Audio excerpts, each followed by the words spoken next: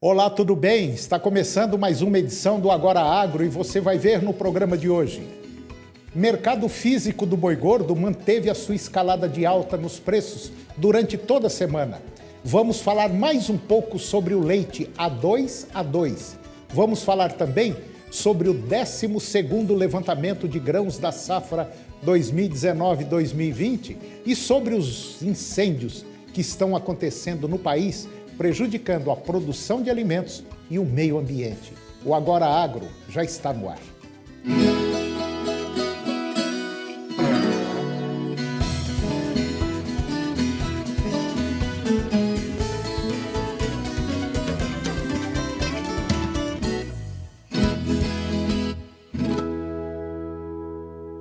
O mercado físico do boi gordo ele manteve a sua escalada de alta agora nos preços durante toda a semana em basicamente todas as regiões de produção e comercialização do Brasil. Para a consultoria Safras e Mercado, a oferta de animais terminados prontos para o abate permanece restrita em grande parte do país, condição que não deve apresentar contundentes alterações agora no curto prazo. Também ajuda a impactar a atual conjuntura uma estiagem prolongada que segue influenciando as condições das pastagens em grande parte da região centro-oeste do país, levando a crer que seguirá aí a dependência dos frigoríficos em relação à oferta de confinados durante o último trimestre, uma vez que os animais de pasto estarão aptos ao abate apenas no primeiro trimestre de 2021. Em termos de exportação, a China segue importando volumes substanciais de proteína animal brasileira, fato que não sofrerá mudanças no restante do ano. E agora eu vou conversar com a professora Clarice Gebara. Ela é doutora em produtos de origem animal, ela é professora lá na Universidade Federal de Goiás e ela é presidente também do Conselho Brasileiro de Qualidade do Leite, CBQL. E nós vamos dar continuidade a um tema que nós já falamos aqui, que é o leite A2A2. E esse tema já foi debatido aqui no programa. Professora Clarice, mais uma vez, muito obrigado pela presença da senhora aqui no nosso programa, para a gente dar continuidade nessa conversa que eu acho muito interessante e a maioria das pessoas às vezes não tem noção. Leite é leite, vaca é vaca. E não é bem por aí. Tudo bem com a senhora? Exato, tudo bem. Eu que agradeço participar mais uma vez, falando de leite e derivados, é sempre um prazer imenso. Professora, de maneira geral, para o nosso público entender, toda vaca dá leite. Mas nem toda vaca dá o mesmo leite. Às vezes um leite de uma vaca é diferente do outro. Aí pergunta, que diferença é essa? E a pergunta que eu faço para a senhora, que diferença tem o leite de uma vaca para o leite de uma outra vaca, por exemplo? Certo. Toda vaca dá leite, porque o leite ele é para cria, né? Então, a gente tem aí diferenças na composição ao longo da lactação desses animais. Mas algumas raças, elas têm uma pequena diferença nas proteínas desse leite. Então, todo leite vai ter proteínas de soro e caseínas, mas hoje tem se estudado bastante uma pequena alteração que existe na beta-caseína, que é uma dessas caseínas, uma dessas proteínas do leite. E aí entra o leite A2. E é essa proteína que faz uma boa parte das pessoas ter problemas quando ingere leite. E tem esse outro leite diferente, que é o A2A2, que tem uma composição diferente, vamos dizer assim, que não causa problema nessas pessoas que têm problema com leite. É mais ou menos assim, né? Exato. Esse leite A2A2 é um leite que tem uma pequena alteração na beta-caseína A2 e faz com que esse leite seja mais digestível, digamos assim. Porque o leite A1, algumas pessoas podem ter alguns problemas de digestibilidade, dá uma sensação ruim na hora que vai digerir esse leite. A pessoa às vezes acha que tem alergia ou intolerância à lactose. É apenas uma pequena mudança nessa proteína. Quer dizer, uma pequena mudança dá uma grande alteração para quem vai beber leite e às vezes tem problema com leite. Bom, agora a pergunta Exato. que não quer calar. Muita gente pergunta, onde é que eu compro esse leite A2A2? Pois é. Na verdade, parte do leite que a gente consome até já é A2A2 e a gente ainda nem sabe, né? Porque várias raças já produzem esse leite. Algumas raças produzem o leite que é o considerado A1A2, né? Que é aí dependendo do cruzamento desses animais, e tem um leite A2A2. Para a gente ter certeza que esse leite é A2, ele tem que estar escrito no rótulo. Então, existem algumas marcas, algumas indústrias no Brasil que já estão produzindo esse leite. Então, ele precisa ter uma certificação, né, para que faça-se uma análise genética, uma genotipagem desses animais, para ter certeza que ele produz só o leite A2A2. Eu tenho certeza absoluta que muita gente que está nos assistindo agora e que mexe com leite na propriedade rural, às vezes está cheio de vaca lá dando leite A2A2 e ele não está nem sabendo. Bom, agora aquela outra pergunta clássica. Todas as raças produzem leite A2A2? Tem raça que produz mais, tem outra que não produz. De maneira geral, a raça Girolanda é a raça que mais predomina, vamos dizer, é o gado cruzado, né? O que mais predomina aí em bacias leiteiras, que é o fruto de cruzamento da raça Gir com a raça holandesa, que deu o Girolando. Então, de maneira geral, o Gir também é uma raça indiana, é aquela que, de maneira geral, parece que é o que produz mais o A2A2, né? É muito interessante porque a natureza ela é muito complexa. Então, essa proteína, né, esse leite A2A2, ele seria chamado da beta-caseína natural. E a partir de algumas alterações genéticas foi surgindo o A1, que é o que causa essas alterações aí de digestibilidade. Então, várias raças já produzem esse leite A2A2. O que se sabe é que o gado Gir, por exemplo, quase que na sua totalidade dessas fêmeas produzem o leite A2A2. Então, os cruzamentos com Gir têm maior chance de ter esse leite A2A2. Mas parte pode ser A1A2. Então, para que esse leite seja totalmente, né, A2A2, precisa se fazer essa seleção genética e para ter certeza que esse leite vai ser todo A2A2.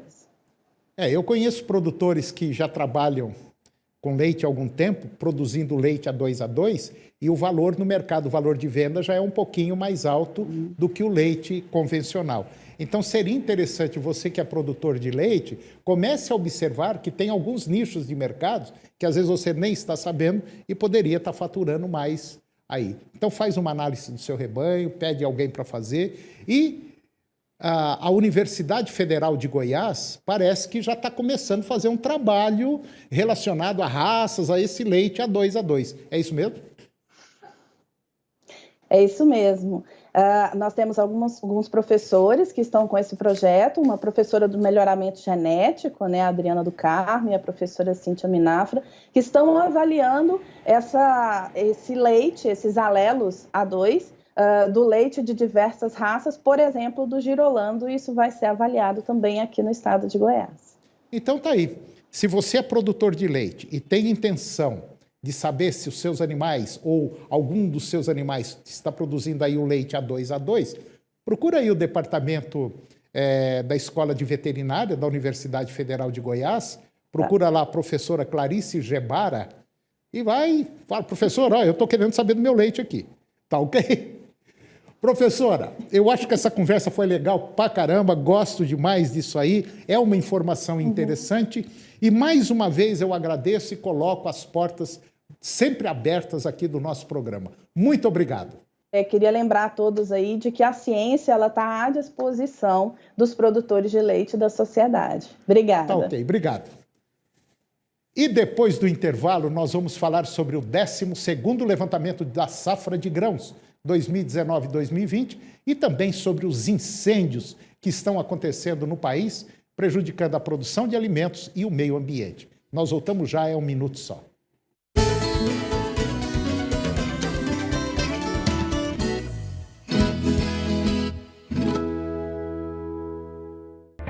No portal Pai Eterno, você tem acesso ao conteúdo oficial do Santuário Basílica de Trindade.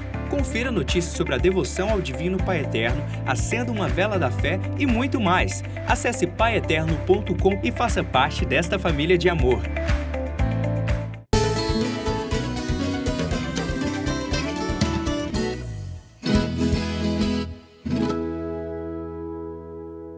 A CONAB, Companhia Nacional de Abastecimento, divulgou agora o 12º levantamento de grãos com os resultados da safra 2019-2020.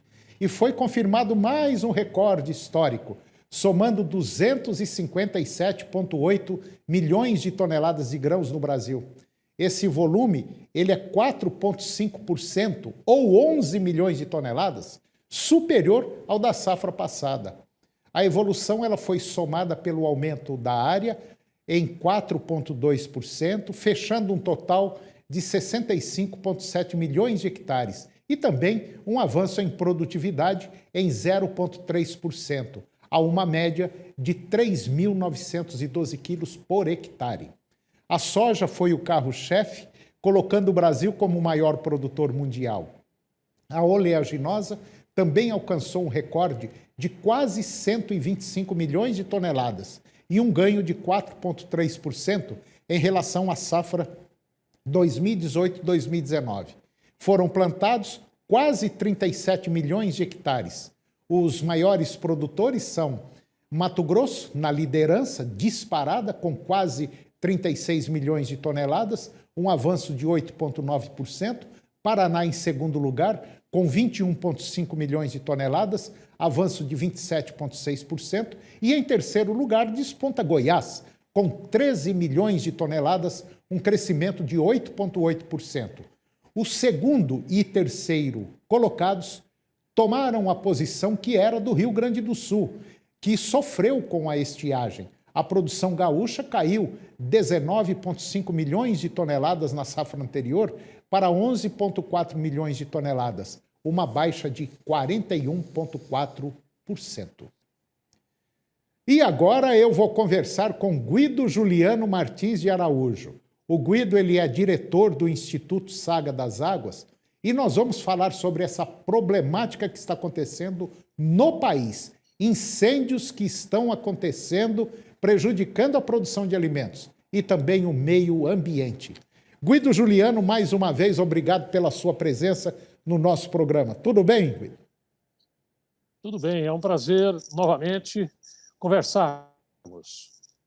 Guido, nós estamos vivendo um momento complicado e não é só o Brasil, não.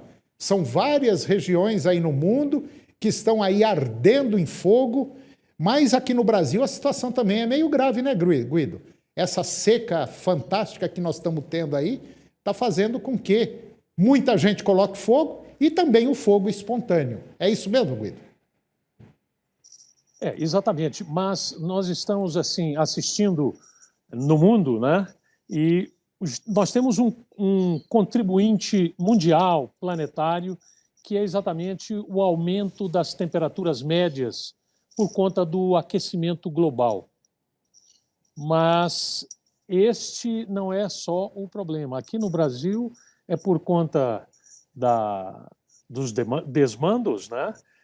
O governo faz vistas grossas para os desmatamentos ilegais e estas queimadas, as pessoas estão sentindo mais liberdade para poder proceder às queimadas. Então, a Amazônia está aí com uma quantidade de focos de queimada muito grande.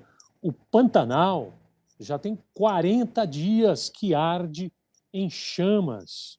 11% do Pantanal já pegou fogo. E o Cerrado também não fica atrás, né? O nosso Cerrado tão vulnerável. Nós temos no Cerrado, só no mês de setembro, 12 mil focos de incêndio. Então, é um problema por conta das altas temperaturas, a velocidade dos ventos. Então, esses fatores juntos estão exatamente colocando as queimadas bastante avançadas e tomando conta de áreas muito grandes e também nas reservas, né? Ô Guido, eu vejo da seguinte maneira: não tem como a gente prever quando vai pegar fogo e onde vai pegar fogo. Existe a geração espontânea, que isso é normal acontecer, mas existe muita gente também que coloca fogo. E tem muita gente colocando fogo de propósito, para conturbar a situação. E é óbvio que no meio disso tudo, quem paga o preço é o meio ambiente e as futuras gerações. Pode ter certeza disso que nós estamos falando. Talvez eu, o Guido e muita gente da nossa idade não vai chegar lá para ver. Mas essa garotada que está vindo aí, essa geração que está vindo, é uma geração que se hoje nós não tomarmos cuidado, essa geração será uma geração condenada, né, Guido? Exatamente. E nesse momento, Antônio, os estudiosos do INPE, eles chegam à conclusão que 98% dos incêndios nestes biomas todos, Cerrado, Mata Atlântica, Amazônia, Caatinga, Pantanal, Pampa Gaúcho, 98% são as interferências humanas. E uma boa parte disso é sabotagem, é vandalismo. Porque hoje, Antônio, a nossa agricultura tão tecnificada, nós não queremos ver fogo em lugar nenhum. Antigamente se queimava para limpar uma área de desbravamento, para se plantar. Hoje, a matéria orgânica é a nossa grande aliada.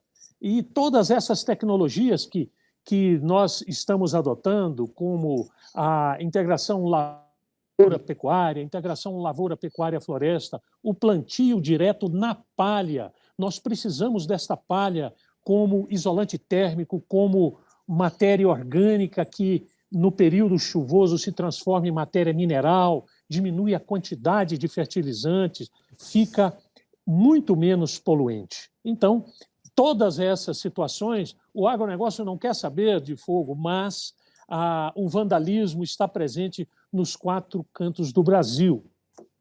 Ô Guido, só para finalizar a nossa conversa, o Pantanal, do jeito que está hoje, vai demorar quanto tempo, mais ou menos, para chegar ao que era antes de pegar fogo?